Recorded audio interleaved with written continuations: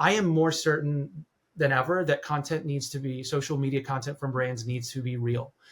Nobody pops onto social, and this is probably a take that I've had several times on LinkedIn. Nobody pops onto social looking to see what is brand X saying today, what is brand Y saying today, right? They're doing it to engage with their friends, their family, read the news, do some of those things. So brands are not necessarily the first thing people are looking for. So you have to stand out, and if you look like an ad, they're going to pass you up.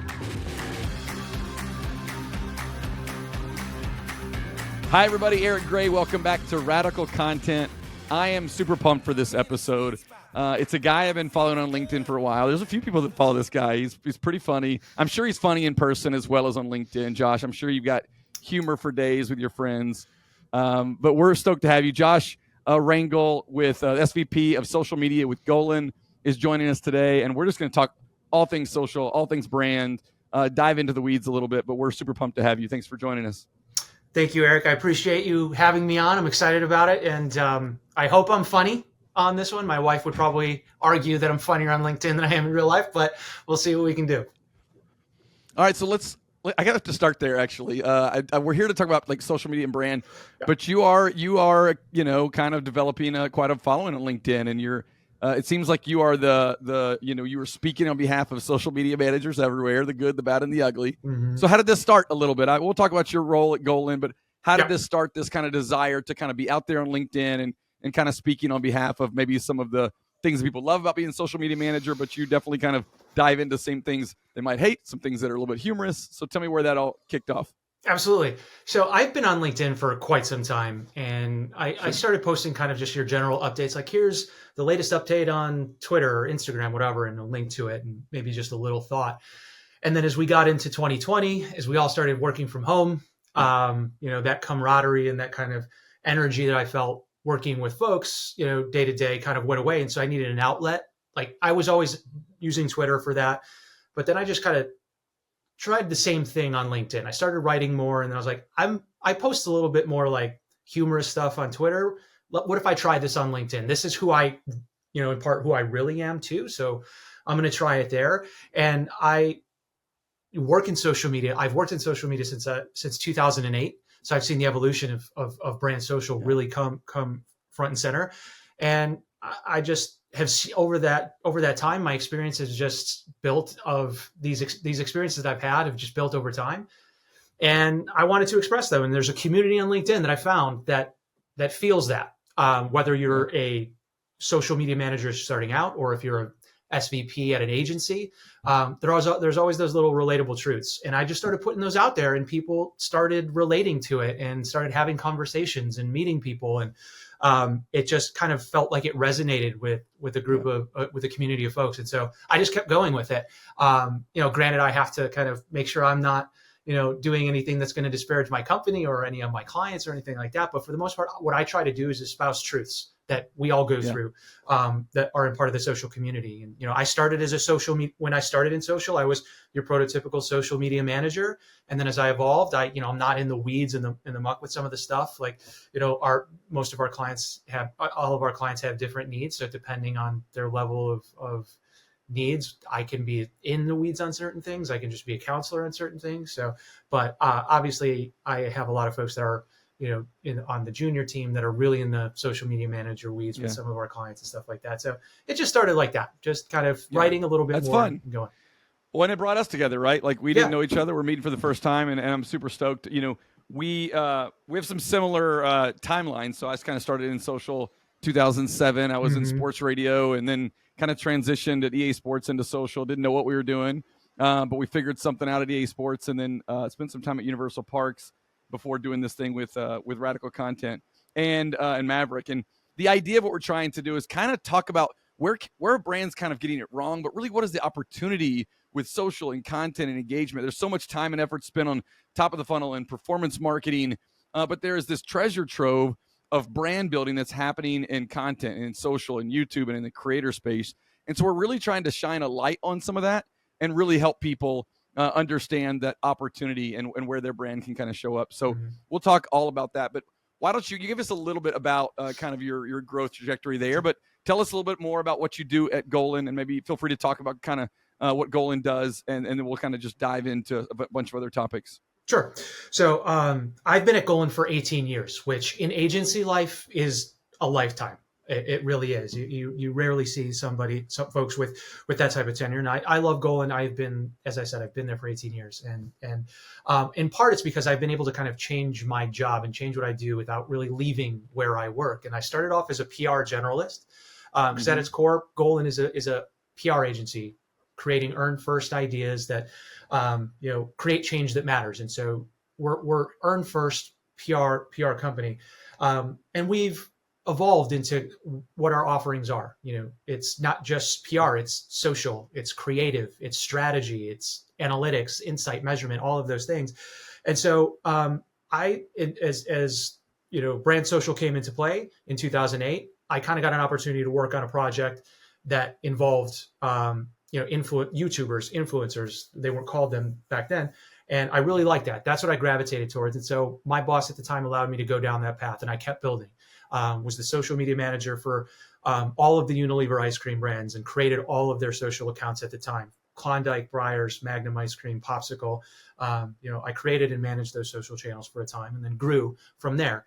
And then after a few years on that, I rolled onto the McDonald's account, started led the social team from an earned and kind of comms perspective on the Golan side of things for several years there, and kind of rolled off them. But for now, I'm back on McDonald's. I'm continuing to be back on McDonald's after a little bit of a hiatus, also working on Grubhub.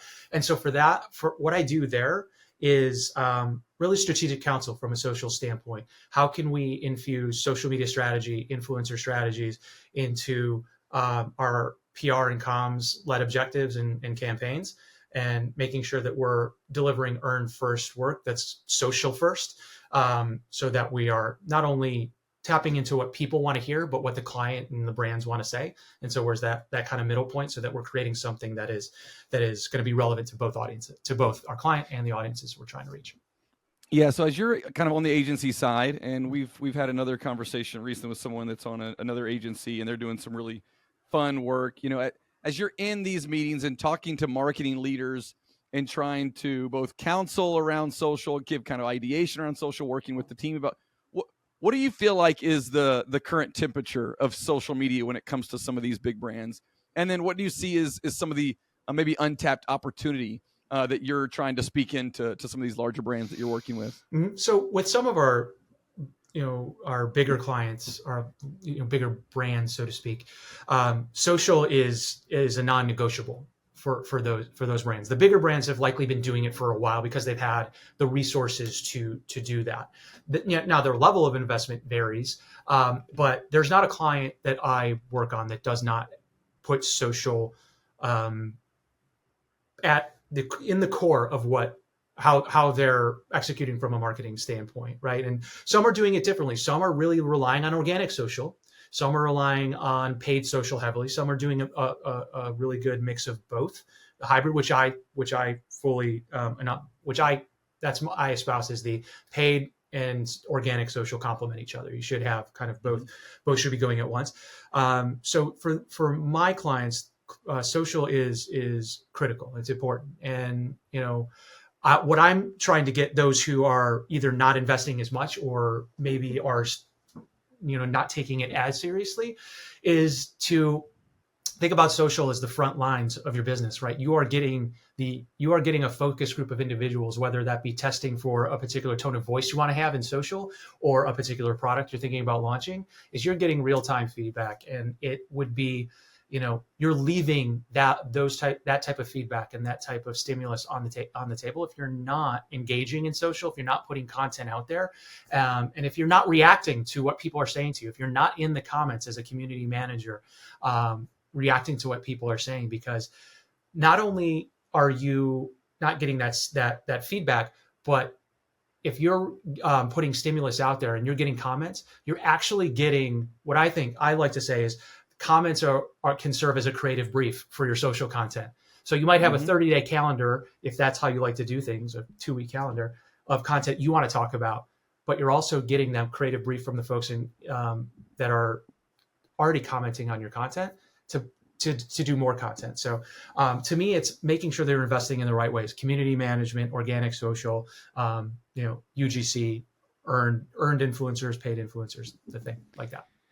Yeah, I love your perspective. You're these big brands that we're working with. They're invested. It's a core piece of their marketing, and that's not everywhere. Right. But I love that that's kind of the experience that you're having. What are the wins, do you think, or the mindset about these brands that are prioritizing social that maybe some legacy brands that still haven't really been able to do that? Whether it's they don't have the right agency, they don't have the right internal leadership, and a social step. Maybe it's just the leaders above them don't really believe in it, right? There's some of that still exists today. What are you seeing at some of these big brands that have just been buying in forever that some of these legacy brands have got to understand when it comes to starting to reevaluate the mix of where your investment is going? Yeah, I think a lot of the bigger brands and the clients that we have that are in those positions, whether they're, in PR or the marketing, in marketing or in social, they've learned how to speak the language of kind of that executive leadership, the things that get people excited. So, most of the time it's the bottom line or how much, revenue and those types of things. So making sure that you're able to actually tie social back to those particular things. And it might not be like this post generated X amount in sales, but this post actually generated 1,500 new followers to our Instagram page. That equates to X amount of new eyeballs. That equates to X amount of Y. That ultimately could be turned into revenue down the line. So if you're positioning the value of social in a way that they understand, I think they're more apt to buy into it. And I think some of our clients are doing that really well. Some don't have to because leadership has bought in. They might come from a background where social was critically important. And so they're like, let's push this. Some clients need a little bit more pushing to kind of accept that and invest in that organic social or other aspects of social, whether it be paid influencer or what have you, or community management. And so just making sure that you're speaking the language. And I think some of our clients are doing that really well, of like, it's important because of X, and they can equate how a post or a program will lead to kind of ultimately the business objectives that leadership is looking to hit. So being in this a while, you've seen the evolution and the changes. This is a question I always love to ask people that have been doing social media for a while. What is something that you believe to be true that was like, this is the way it is, that you have changed your tune on over the years? I mean, you said 2008, so lots happened since 2008. And you're also in your career, right? You go into different clients, you have different levels, right? When you're like a community manager and you're like creating all the time, you have a different mindset than when you're sitting down with a CMO and you're advising on the role social has to play for your overall brand. So tell me maybe something that you thought was true back in the day that today you might think a little bit differently about.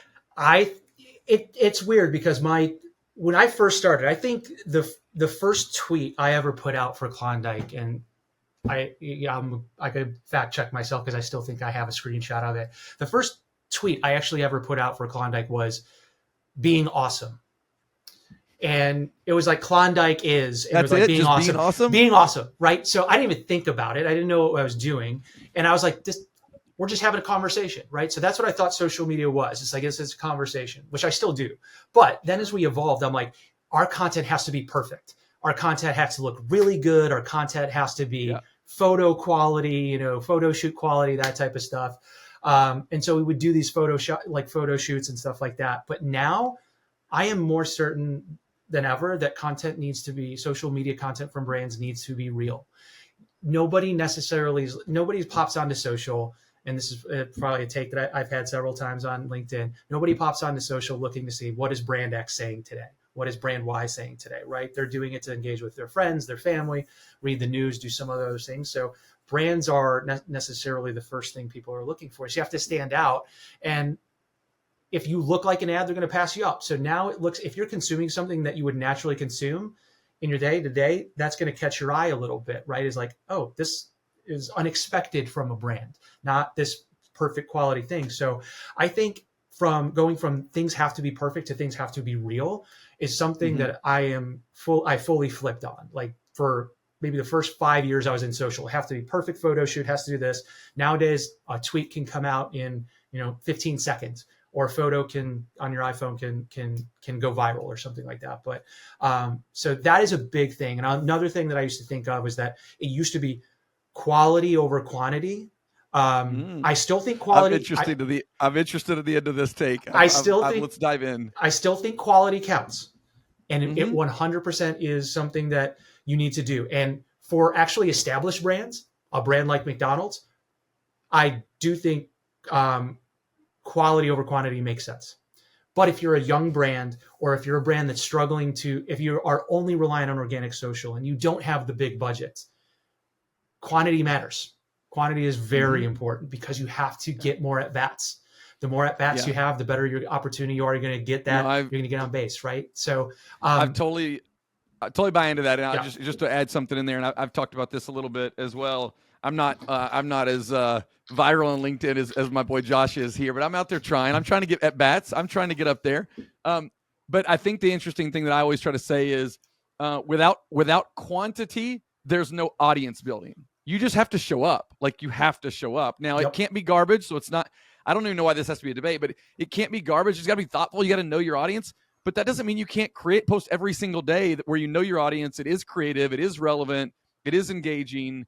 And so I'm totally with you. You know, I don't know if I choose quantity over quality. I understand that they are not in battle with each other, but I don't think that, again, unless you are – Dude Perfect, who posts every Saturday morning to their 600 million followers, and that's fine.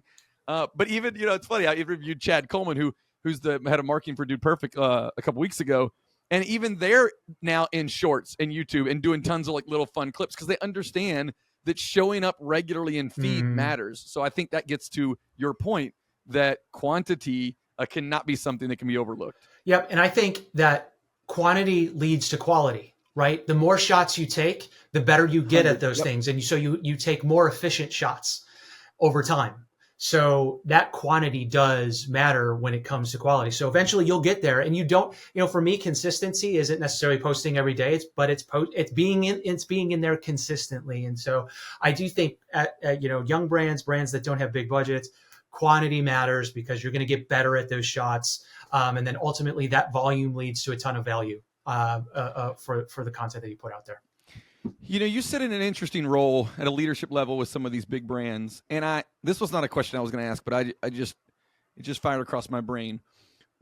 What do you advise them on makes a great social media team? Having built, I think, a pretty darn good social media team at Universal and ran it for a long time, I talked a lot about org structure matters, talent. Right? Who do you have in the seat, right, at a leadership level, but also writing the tweets? Are they naturally creative people? Are they plugged into the world of trends? What is your process like? How fast are you allowed to move? Right? I know you talk a lot. You make a lot of jokes about lawyers in your LinkedIn, which it's okay. We don't have a lot of lawyers listening to this pod.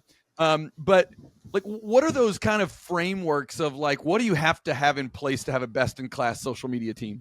Yeah. First and foremost, love legal. They're the best. They're my friends. But I think just had to get the record. That was on the record. Yeah. Don't cut that. I think it's a great question. I read an article not too long ago about how the Washington Post has just 8 people for Instagram, right? That's because they're pushing out tons and tons and tons of content, and they need that. And they've decided that is a priority for them based on the way that the shift of how people are consuming news has happened. Instagram is a priority.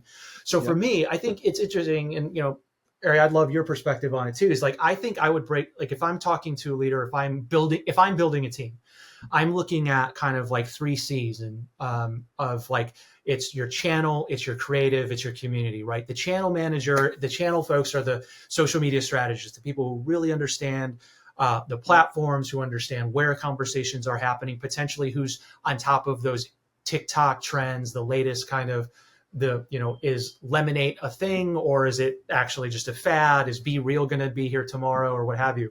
So you have somebody who really can help kind of set the stage of the strategy. Creatives, the people who are going to be in the weeds creating that content, whether it's copy, imagery, video, those types of things.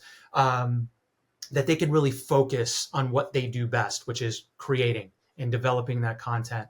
And then the community folks would be the community managers, whether that's just, both managing your feed the content that you have in your feed and responding to customer service, amplifying the positive commentary, engaging with just the everyday, but then looking outward. For me, I don't believe community management just rests in the four walls of your own feed.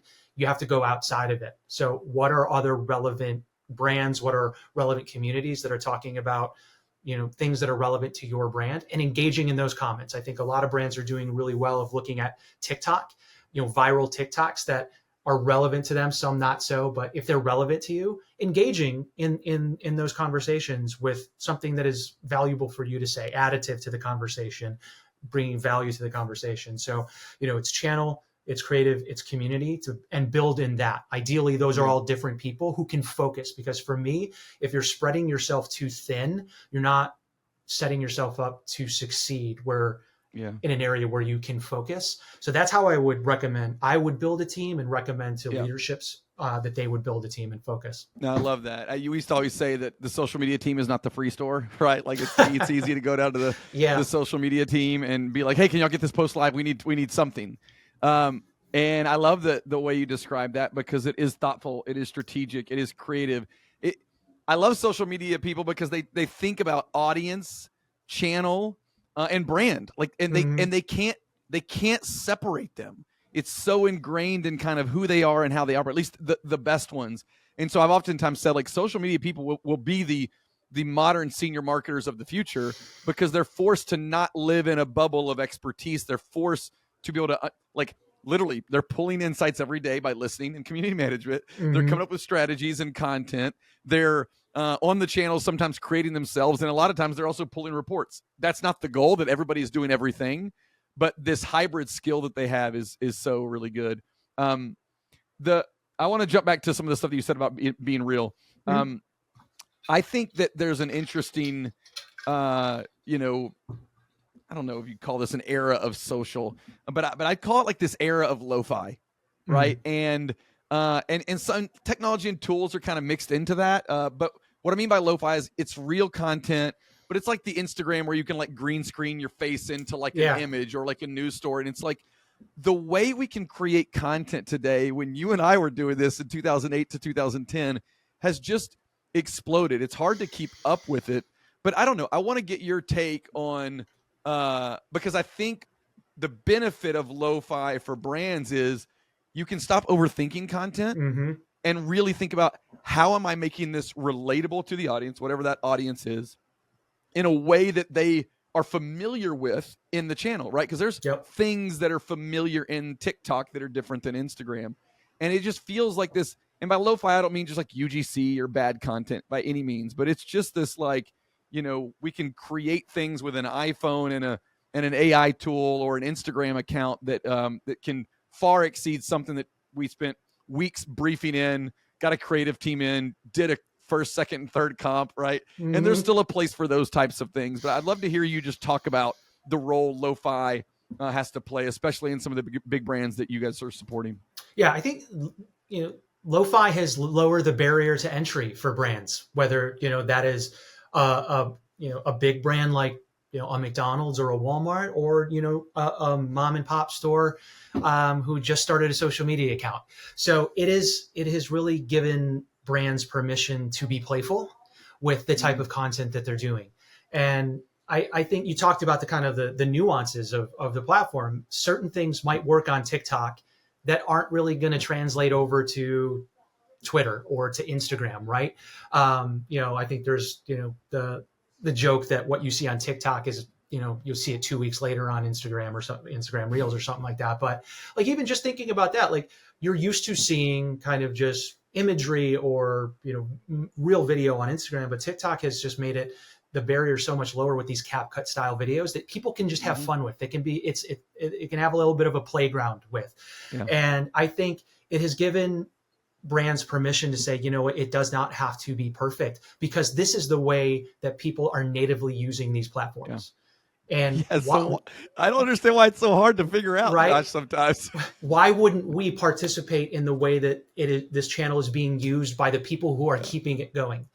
And so I think that's part. And some brands are going to do that, and it makes it like a super serious brand might not be able to do it, but some brands like United, I think, does a wonderful job on TikTok of just integrating real-time trends, content formats, user behavior into their content that makes absolute sense for them. Yeah. And that's the tricky part, is figuring out as a brand, how does this particular format, this particular CapCut style thing, how does it work for our brand in a way that makes us feel relevant and not like Steve Buscemi in the "Hello Fellow Kids" gif from 30 Rock.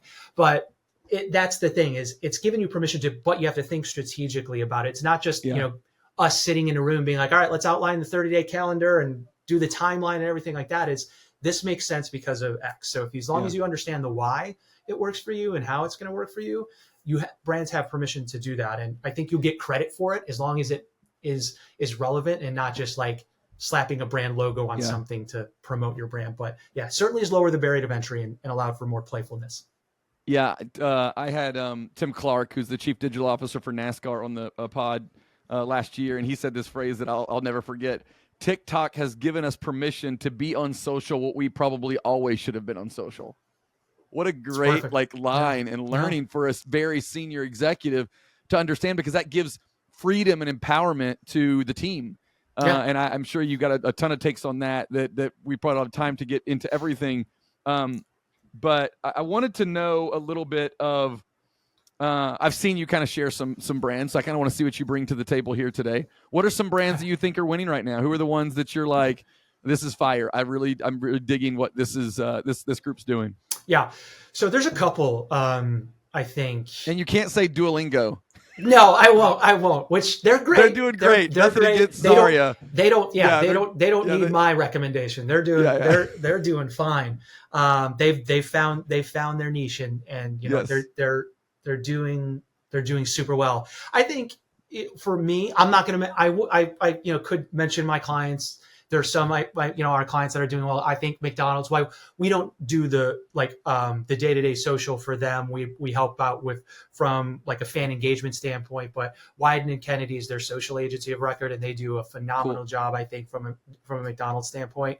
So I'll do that. We do help with some of the Walmart social work, and I think our team does a phenomenal job in pushing out kind of some of those more relevant trend-based pieces of content on Walmart. But agnostic of clients. I think I mentioned United. They do a wonderful job. Yeah, that's good. I've been just singing the praises of AARP, specifically on TikTok. They do they go after Gen X unapologetically, and the way that they've found their content beat of things that Gen Xers and will really get. It's Gen X ASMR, where it's just like phones with actual keypads on them, and just things that Gen Xers would remember. So they found their niche there that I really like. Merriam-Webster is another brand that I think has done just a phenomenal job across social, Twitter and Instagram specifically. They have found a way to educate and entertain with pretty much every post that they do.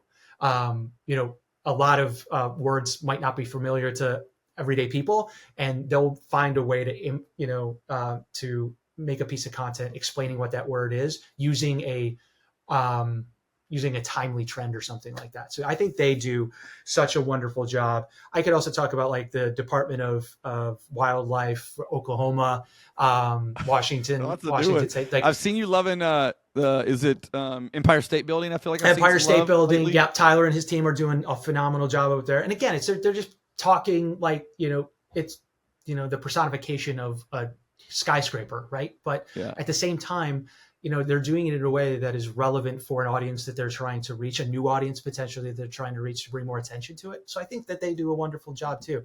But yeah, I think AARP, Merriam-Webster, two brands that I really think are doing a great job. All right, so we like to go inside the content sometimes, inside the post, inside the content. Take us back, Josh, to days where you're like in the channels, and what are some pieces of content? Maybe it's just one, and it could be a little campaign. I don't know. It could be reactive. I don't know. But like, what's just a memorable piece of content that you remember and you learned a lot from? Kind of open that up a little bit and kind of give us a little bit of the BTS on that. Yeah.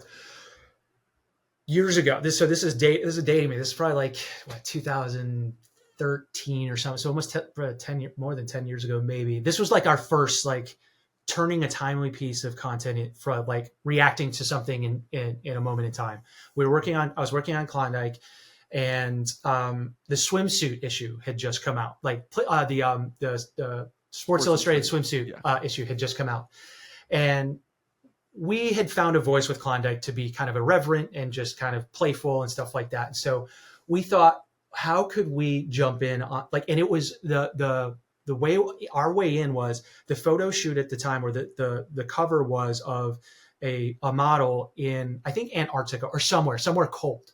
And she was wearing a parka or some sort. And the mascot for Klondike is a polar bear.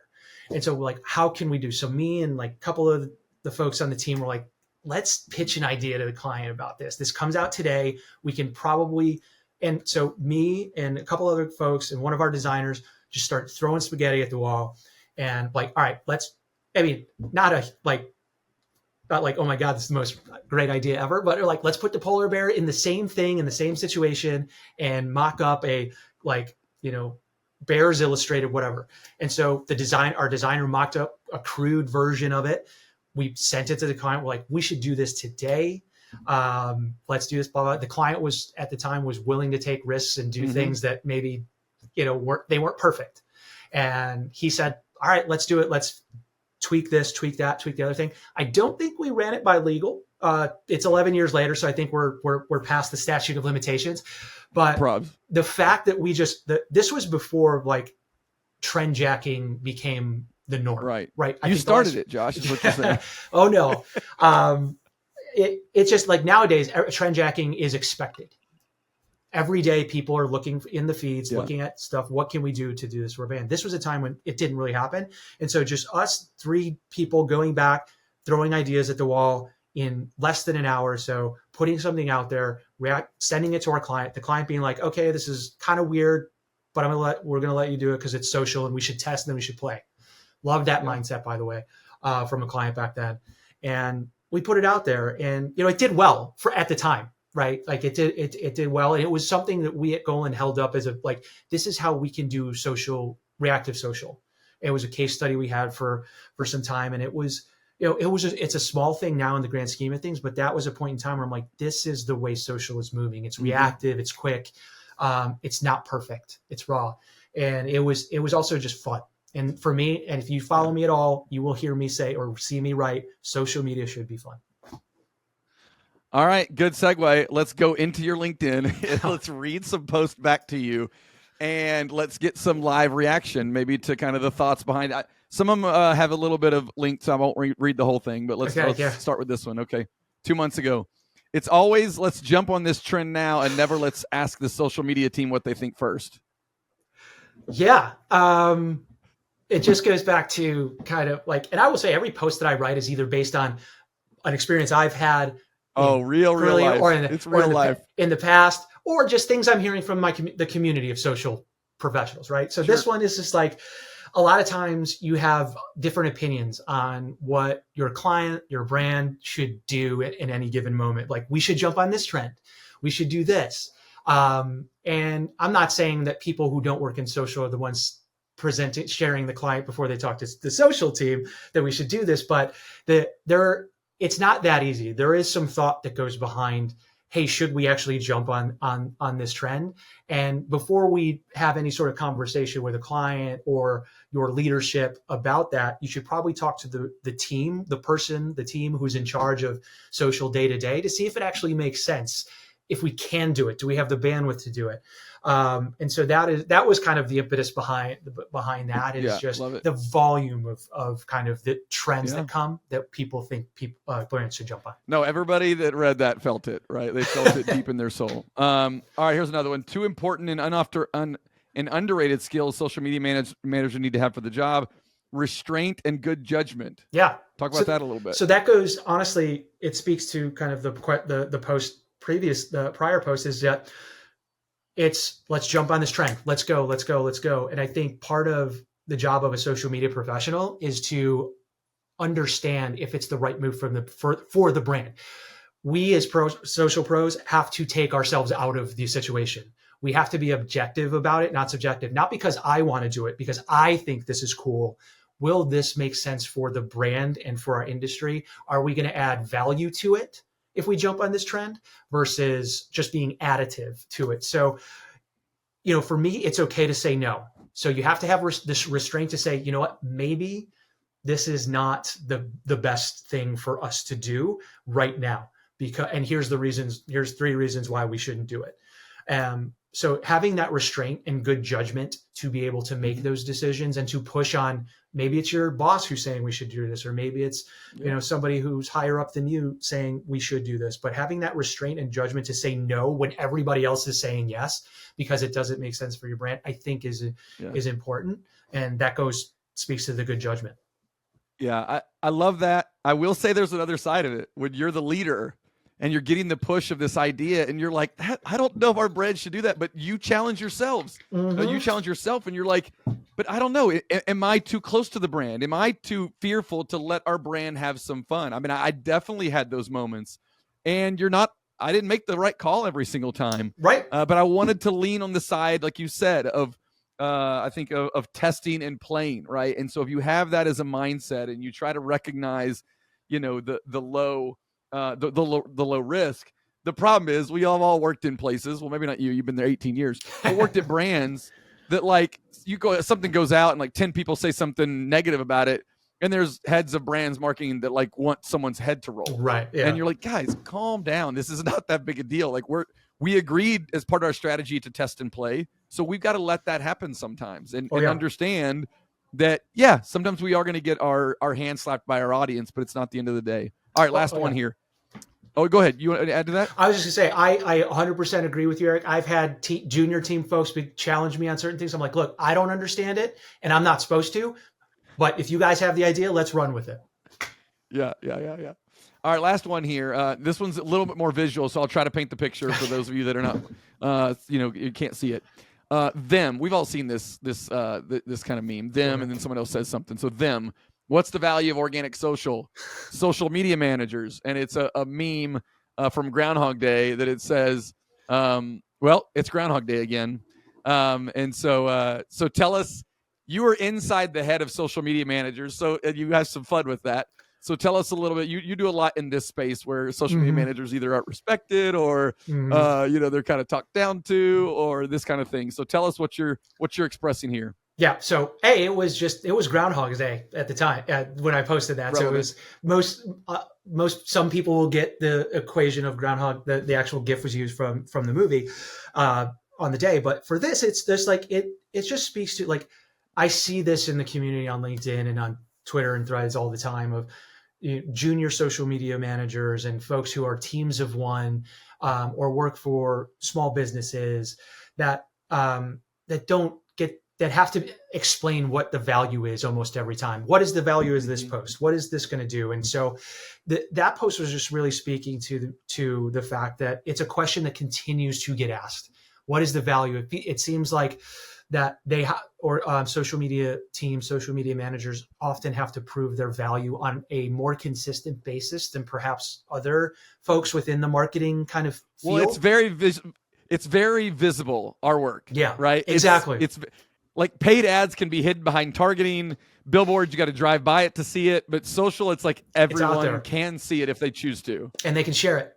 They can see it. They can share it. Right. They can comment. They can leave their 2 cents on it. Whereas, like you said, the billboard, you can hide, you can do dark posts, and those things aren't going to show up in people's feeds and stuff. So they put themselves out there, and they, when they get challenged consistently like that, you should challenge teams for sure. But when they are asked the same old question over and over again, it kind of gets, it weighs on them. Well, thanks for letting me do that. That was fun. Josh, this has been fun. We probably could do this for much longer. No, yeah. We have some similar kind of careers, and but I appreciate a few things. One, I appreciate the way you're pushing the industry.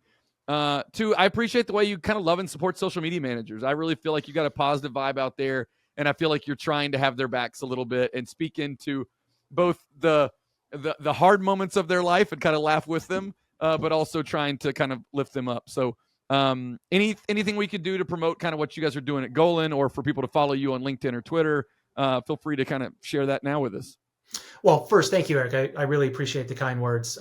It means a lot. Thank you for having me on this. And I think, yeah, I'm on LinkedIn, Josh Rangel, if you search, or J Rangel is the URL. But that's where I spend most of my time. That I'm, doing threads now as well. But for Golan, Golan.com is the website. You can see a lot of our case studies, a lot of our great work, our history, all that stuff. And we're really pushing a lot on LinkedIn with Golan as well. The content that we're pushing, not only just from the agency, but our executive leadership and our leadership teams are more active in showcasing the importance there. So that's cool. Yeah.